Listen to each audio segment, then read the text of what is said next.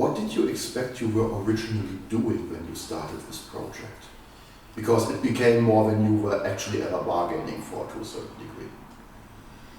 I think that when I started doing this project, I was just thinking that it would be kind of a short introduction for American audiences who were not going to be familiar with a lot of British folk horror television and stuff like that. So we were going to be releasing Blood on Satan's Claw as a Blu-ray at Severin Films, and we decided that, or I pitched the idea of doing a short featurette on folk horror, and it was going to be very focused on British folk horror at first because of the tie to Blood on Satan's Claw, and so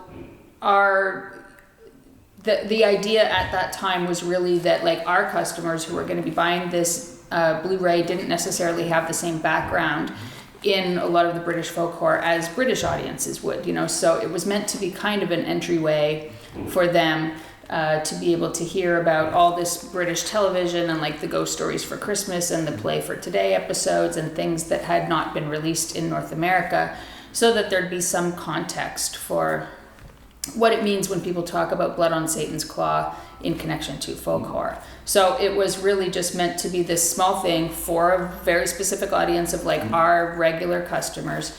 And, obviously it just grew and grew and grew beyond that.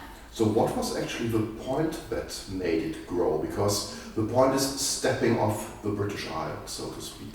So what facilitated that move for you? Who lured you? Who was your siren?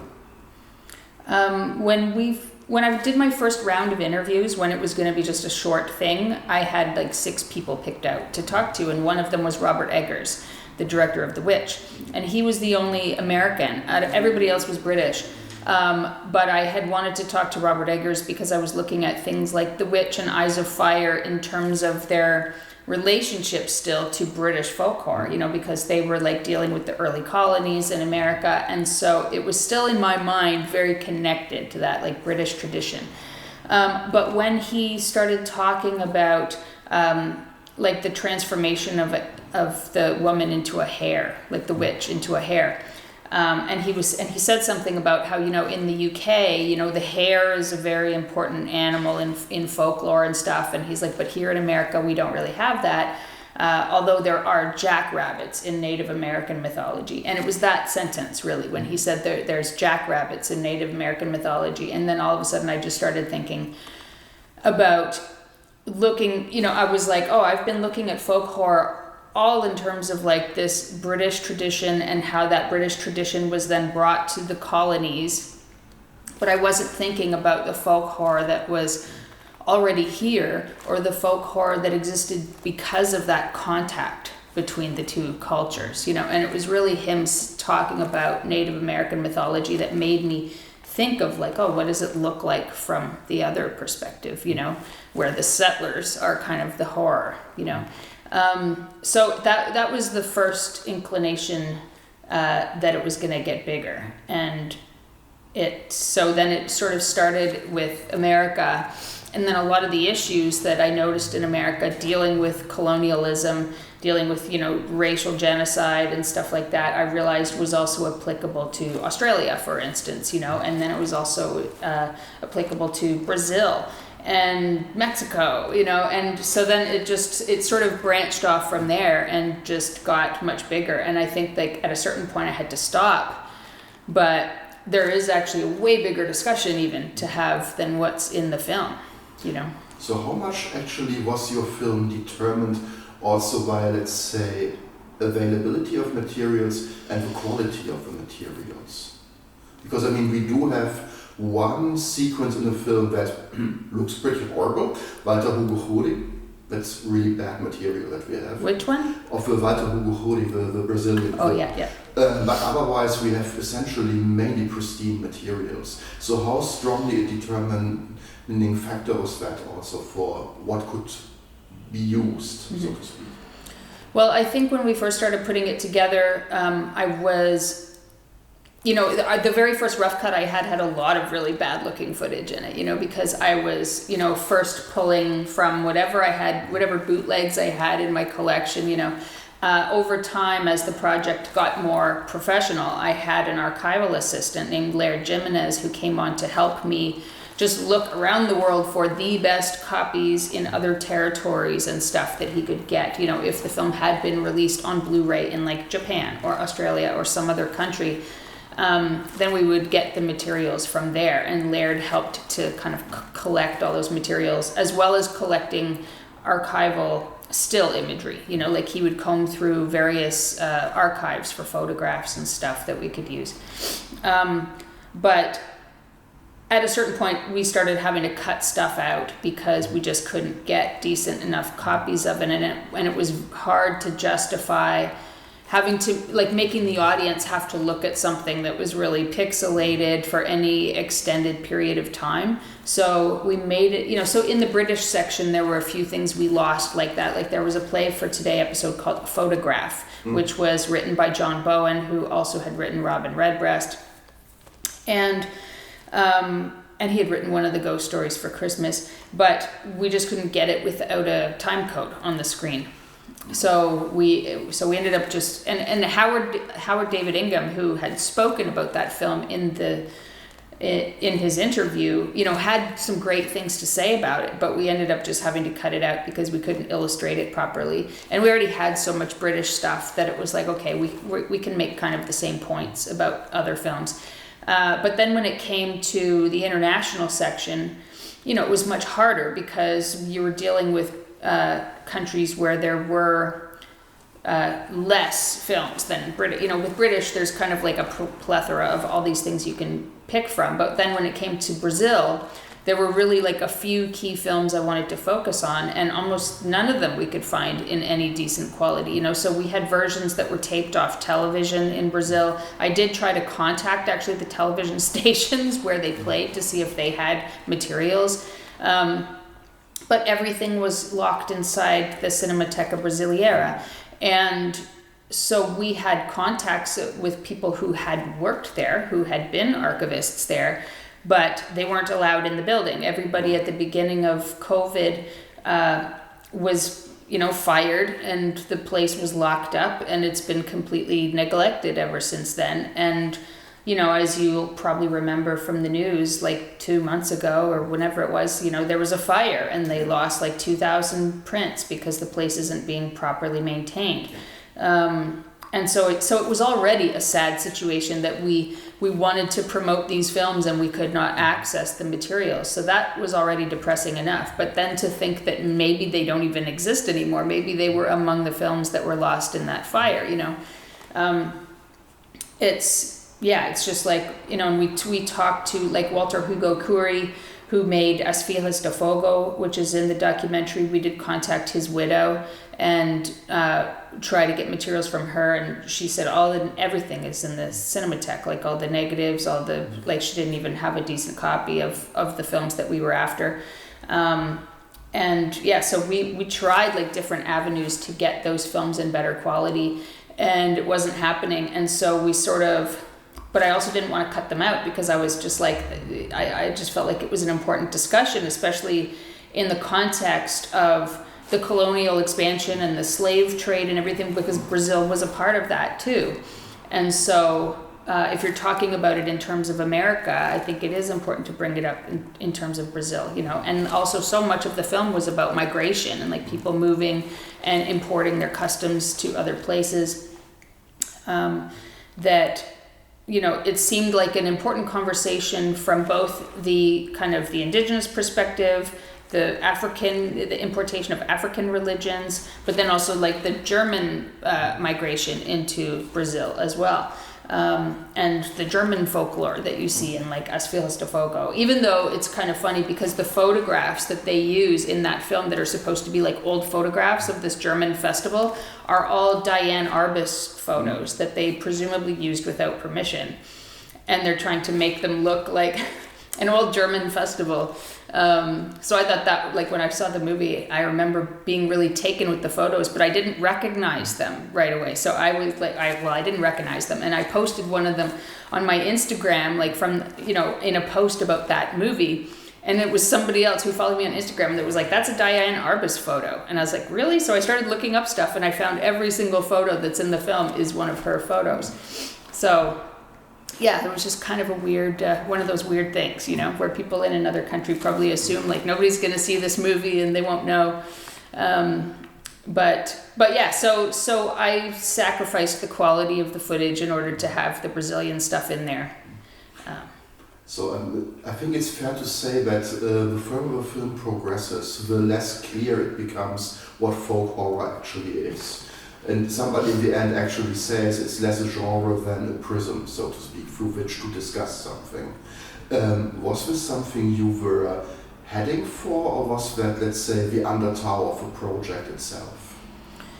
I think the sort of slippery definition of folk horror, or the inability to clearly define it, is something that was always a part. I would say when we were first making it as a short, and it was just going to be focused on British stuff, it is much easier to define because everything's coming from this one perspective, from this one country, from this one people, and even though many of the British folk horror films are vastly different from each other, there still is some sort of a prevalence of the sort of isolated community and this paranoia that people who live in these isolated communities are practicing backwards beliefs and stuff like that. And so like that, the British folk horror, a lot of it tends to stick to what writer Adam Scoville called the folk horror chain, which I didn't include in the film. I actually took out, I had originally some scholars giving much more clear definitions of what they felt folk horror was, where they were like, it has to have this and this and this, or it's like a Venn diagram where it has these things have to overlap for it to be folk horror.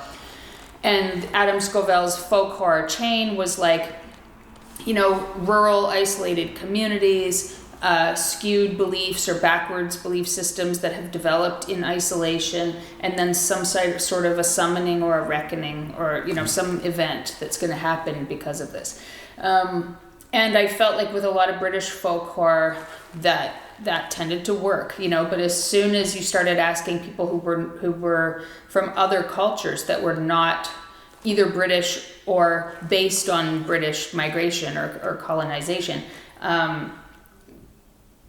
that didn't totally fit, and so I actually cut out a part of the film where people were defining it more strictly, because it just started to feel almost condescending, to say like, this is what it is, because so much of it really is about impressions and feelings for people. And so at the end of the film, it was ironically Adam Scoville who said folk horror is more like a mode than a genre. He described it as like being like a mode in a musical sense. And there were also other people in the film, Will Fowler and Vic Pratt, who are talking about like Penda's Fen, and the fact that David Rudkin, who was the playwright of that, was not, he's not keen on the term folk horror, or seeing his film as fitting within something like that. And they were saying that there's all these films that back then nobody would have seen them as being part of the same conversation. Like, people wouldn't have seen Penda's Fen and Wicker Man necessarily related to each other by a genre, but the terms like folk horror, or the creation of subgenres and things like that, allow for things to be in a discussion together in a different way. Like even when I made my book House of Psychotic Women, which is about movies that have various depictions of female madness or neurosis, even those movies, people said the same thing, where they were like, we just didn't think of these movies being in the same conversation before, like a movie like Morvern Collar and a movie like The Brood. They're like, how? But they're like, but being in the book, it makes sense that they're part of the same conversation. And I think folk horror operates in a similar way, where the movies are often very different, but there is some sort of an emotion at the center of them that ties them together. And I think that, that was why I sort of ended up stripping away the really strict definitions and the sort of didactic, this is what it is, because for so many people it really was about what they felt. And when you're dealing with like a vernacular culture and like storytelling and everything, like so much of it is about the way that it evolves as it moves through people, you know, and I felt that slippery definition of it was like it kind of fit the concept of folk. So did you actually ever, let's say, think about asking, let's say, rural people what their kind of cinema would be? In the sense of what would their idea of cinema and what do they like? As something like almost like a counter shot. Yeah. I mean, no, I didn't think of that. No, in the sense of also maybe see what they come up with in terms of ideas is something that would be really a reflection of that. Yeah. I mean, one thing that's definitely happened is like, when I was interviewing Jesse Wente, who's like an indigenous film critic and author and stuff, and, you know, when I first asked him about, you know, how would you define folk horror and what do you think folk horror is? And he was like, well, first of all, folk is not an indigenous concept. He's like, this whole idea that our spiritual beliefs are considered folk by somebody, he was like, that is not something that, those are just our beliefs, that those are our current beliefs, you know, so those are not like our old beliefs that have changed, you know, as we have become modernized or something. And that was the same thing I sort of found when you were dealing with like Eastern European and Asian folk horror, is like they were like, well, these are our beliefs, you know, like it's only the kind of white settlers that refer to these things as folk beliefs.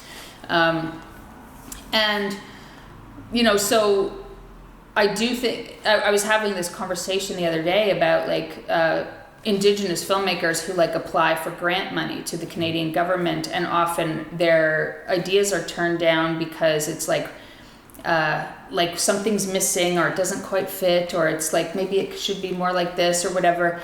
And, you know, what's interesting is that these are people proposing filmmaking from a different perspective. From, you know, it's like, well, we tell stories differently. Maybe we're not hitting every beat that you think this genre should hit. Maybe this script doesn't sound exciting to you because it's not written in the way that you think, but it's written how we think, you know, and this is the way that pacing works in our stories, you know. And, you know, so a lot of the Indigenous filmmakers I know would complain about the fact that they did want to tell their own stories, but the funders were often wanting those stories to be told through this lens that would somehow be more accessible to white people, you know, like it needs to look more like how we think movies look, you know. And I think it's the same thing when you're dealing with, you know, if you're talking about rural communities making films and stuff. I think it's easy for me to, you know, project these ideas of like what rural people think or what they do or whatever, and a lot of that is is that paranoia that happens in folk horror. Often it is doing that, you know. It's like what are those people doing out in the country, you know, and wondering about what they think, as opposed to just letting them tell their own stories themselves. But I'm hoping that, you know, I would say in the last year, Indigenous storytelling, for example, has started to get a bit more visibility and started to get a bit more of a push, at least in North America, you know. And so it's, I think we are going to see more horror stories and even things that we would call like folk horror. I mean, there was an Indigenous film that's in my film called Edge of the Knife. And this is a perfect example, right? Because we didn't include it on our box set for Severin. Like, we didn't go after that for our box set, partially because like our audience might find that film like too slow or maybe too much like a drama, or, you know, but it was interesting because I struggled with that a lot, you know. I was just like, I am doing that same thing where I'm sort of demanding that a film fit into a certain lens before I'm going to give it visibility, you know. And so I was doing the exact same kind of gatekeeping or whatever, but I have been pushing Shudder to pick it up, so I hope that they do, because it's a really great film that's like filmed in on Haida Gwaii, which is like this island, a bit north of the island where I live, you know, so it's in the same area where I live, but just north. And before they made the film is all spoken in Haida, which is an endangered language. There were only 20 people that could speak it in the world. But when they made the film, they doubled the amount of people that could speak Haida because everybody working on the film had to learn to speak it. And so that is kind of an amazing thing that they actually rejuvenated an endangered language, you know. And so, yeah, that movie to me is like actually really exciting for many reasons. But so one last question: let's say the world changed in various ways quite a lot in the years that you were making this film. Did you expect that the film would be politically so, let's say, to the point in so many ways? I did not expect the film to be so timely. It was, I mean, I knew that it was going to be, I knew it would be timely in terms of, you know, like, because I said, like, originally our audience we were just thinking this is for an American audience. And I was thinking it was timely because they were just starting to get into, after Midsummer came out, you know, it's like folk horror is already like, I mean, a lot of the concepts we're talking about are like 10 years old for the British scholars and stuff. Like when I was interviewing a lot of the British people, they were like, oh, folk horror, so over it, you know, it's so 10 years ago. But the Americans were kind of like just starting to get interested in it after Midsummer and being like, what is this thing, folk horror, you know? And then they were just hearing about things like the ghost stories for Christmas and stuff, you know, they'd never heard of them before. And it was really like in the 3 years after Midsummer that they started to try to find bootlegs of those things, and you'd hear them talked about a lot more on American podcasts and stuff like that. And so I knew when the film came out, it was going to be timely in that sense, where it would kind of hit an audience in America just as they were hungry for, you know, a movie about folk horror.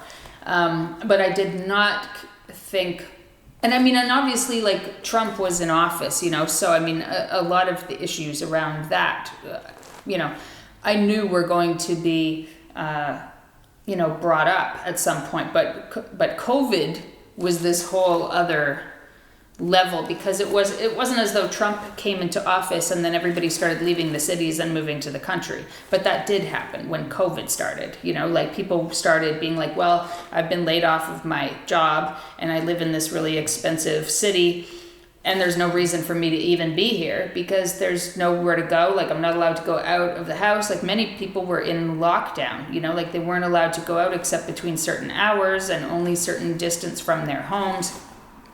And so people were feeling really like trapped in, you know, and shut in.